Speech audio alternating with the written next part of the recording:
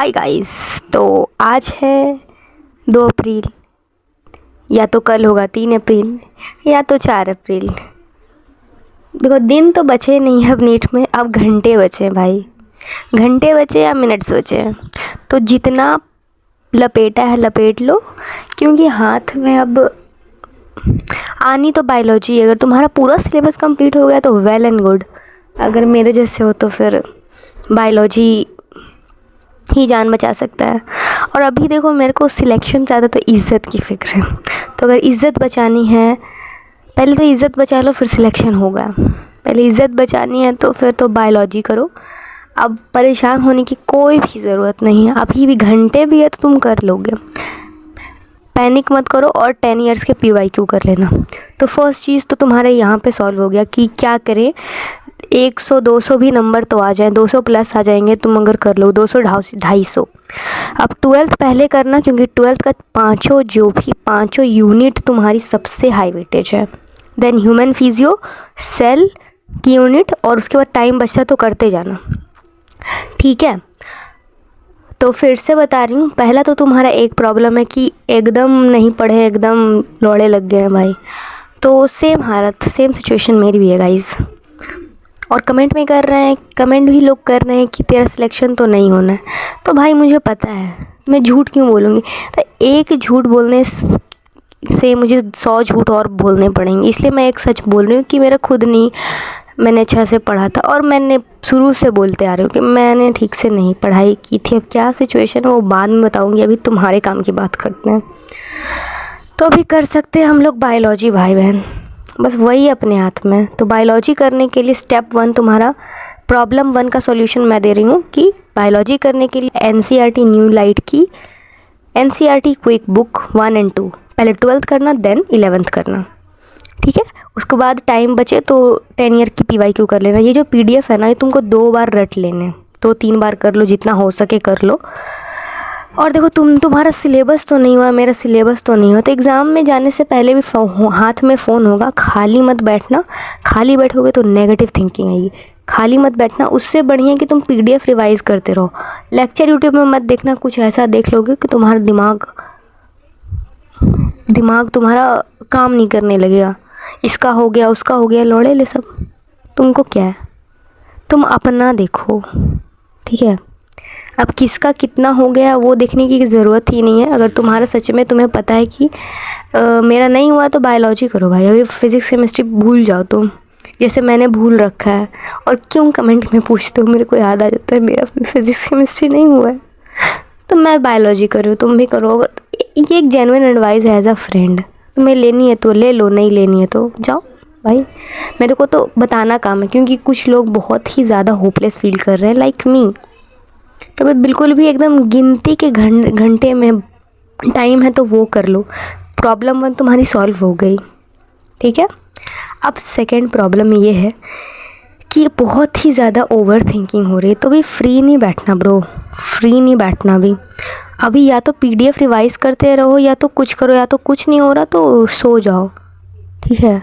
और नींद में भी, और अगर तुम्हारा पीरियड चल रहा है बहन, या तो पीरियड चल रहा है, तो भाई दवाई खा के पढ़ो। क्योंकि आई रिमेंबर मेरे 12th में पीरियड्स थे एग्ज़ाम के टाइम पे। एग्ज़ाम में मैं रो रही थी, लेकिन रिज़ल्ट आया उसके बाद ये किसी ने नहीं पूछा कि क्या फेस से मैं गुज़र रही थी, ये पूछा कि रिज़ल्ट ख़राब हो गया। तो देखो बहन, कोई नहीं समझेगा तेरे पीरियड चल रहे थे, तुझे बुखार था, तुम्हें पता है कि तुम किस चीज़ से फेस कर रही हो। लेकिन अगर तुम दवाई खा के सो कर भी पढ़ सकते हो, लाइक लेट के पढ़ रहे हो, PDF रिवाइज़ कर लो।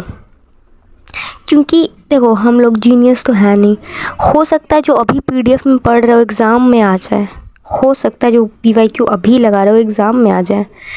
तो एंड मोमेंट में भी तुम जाओगे वहाँ पे, तो थोड़ा बहुत टाइम होगा, तो इधर उधर पैनिक करने से अच्छा थोड़ा सा पढ़ लेना, किसी को देखना मत, तुम ना रिवाइज़ कर लेना। अगर तुम जल्दी सेंटर पे पहुँच गए हो तो रिवाइज़ कर लेना, वही PDF देखते रहना। क्योंकि एकदम हो सकता है अभी वो पढ़े और वही एग्ज़ाम में आग दिख गया, तो तुम्हारा मार्क्स बच जाएगा।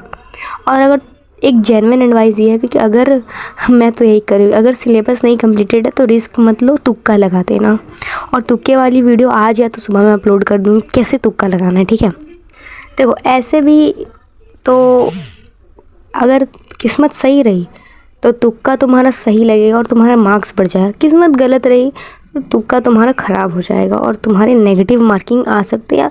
या तो नेगेटिव होगा, या तो प्लस हो जाएगा नंबर, या तो कुछ नहीं होगा, मतलब न्यूट्रल हो जाएगा। तो 3 ओपिनियन है। किस्मत अच्छी है तुम्हारी ब्रो तो तुम्हारा प्लस हो जाएगा मार्क्स। अब आते हैं प्रॉब्लम 3 पे, that is how can I face my parents. How will I face my parents, तो मेरी भी गांड फट रही है इसी बात पे। तो क्या कर सकते हैं, तो मैं बता रही हूँ, पेरेंट्स के सामने अभी फ़ोन वोन मत चलाना, रिवाइज़ करते रहो PDF, ठीक है। एंड मोमेंट में भी पढ़ते रहना, तो देखेंगे देखो मेरा बच्चा कितना पढ़ रहा है।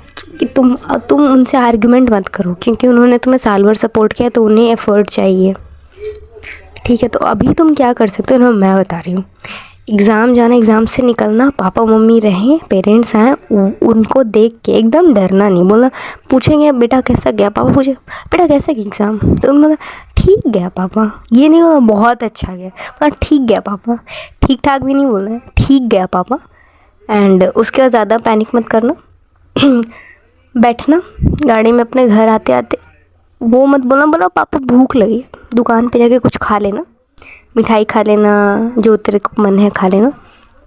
मैं बता रही हूँ स्टेप वाइज, फालतू नहीं, मतलब काम आएंगे तुम्हारे। उसके बाद थोड़ी बहुत इधर उधर की बातें करना, मतलब पापा सेंटर पे जो इन्विजिलेटर था ना सर, पापा वो ना एकदम सामने मेरा फर्स्ट बेंच था, और मेरे को मतलब वो लोग अपने घर की बातें कर रहे थे, मेरे को इतना डिस्टर्ब कर दिया, मुझको तो एकदम इतना डिस्टर्ब कर दिया कि मतलब लग रहा था कि एकदम टाइम वेस्ट कर दिया मेरा, ऐसा बोल देना, ठीक है। तो पापा को भी गुस्सा आएगा कि ऐसा क्यों किया तुम्हारे साथ, ठीक है। तो पापा उधर उलझ जाएंगे। फिर ऐसे ऐसे घर आओगे, तुम नहा लेना आराम से, नहाने के बाद नींद अच्छी आती है, सुना है मैंने, महसूस भी किया है। आ जाना, कोई पूछे उससे पहले बेड पे आके सो जाना। नींद ना भी आए फिर भी सो जाना है तुम्हें, नींद ना भी आए फिर भी ऐसे नाटक करना, बोलेंगे सो गए तो कुछ मत बोलना, एकदम सोने की नाटक कर देना बढ़िया से, ऐसे भी तो एक्टर हो भाई। सो जाना। किसी रिलेटिव चूतिए का कॉल आए, किसी आंडू गांडू रिलेटिव का कॉल आए, उससे पहले तुम्हें सो जाना है, क्योंकि वो पूछेंगे अरे आंसर की चेक की, अरे मत बताना, तुम सो जाना। सो जाओगे तो आधा सोने के बाद 3-4 घंटे बाद उठोगे तो मामला थोड़ा शांत हो जाएगा, चुलबुली कम हो जाएगी घर में। और वो जो आंडू गांडू रिलेटिव है उन्हें क्या है, उन्हें अब ज़्यादा फिक्र है माँ बाप से, और वो लोग उकसा देते पेरेंट्स को। उस टाइम तो तुम थोड़ा 3-4 घंटे का गैप ले लेना, नहा धो के सो जाना, आराम से उठना रात को, और तुम्हें चेक करने का मन होगा तो करना, वरना मत करना। जब पेरेंट्स ज़्यादा बोले, या तो तुम करके अपना मार्क्स कैलकुलेट करके रात को चुपचाप से सो जाना। एंड ब्रो देखो, at the end of the day NEET is just an exam. मैंने एक बार दिया है 12th के साथ, और मेरे को बहुत ख़राब थॉट्स आए थे, मतलब so negative, extreme negative. But देखो 3-4 दिन बाद ऐसा लगा ही नहीं था कि मैं मतलब कुछ हुआ भी था एग्ज़ाम में, कुछ बुरा भी गया था मेरा एग्ज़ाम। तुम भूल जाओगे 5 दिन बाद, NEET is just an exam. हो सकता है तुम बहुत अच्छा हो जाए तुम्हारा।